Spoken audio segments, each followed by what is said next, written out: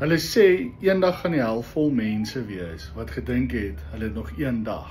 Net so glo ek is daar mense vandag in 'n spreekwoordelike hel van verwyte, omdat hulle ook gedink het, ag, ek sal môre my ma bel, ek sal môre vir my vrou blomme kry, of ek sal môre by my pel incheck. Jy sien, die enigste ding wat jy gewaarborg word op aarde, is dat die dag wanneer jy jou eerste asem inneem, gaan daar 'n dag kom wat jy jou laaste ene gaan uitblaas. Jy word nie tyd gewaarborg nie.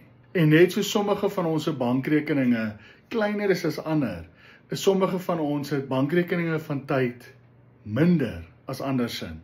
En nog 'n ding van die bankrekening van tyd, is jy kan nooit 'n balansstaat trek nie. Jy weet nooit hoeveel is daar in daai rekening nie. Vandag is dalk jou geliefde se laaste dag. As jy airtime het, bel jou ma.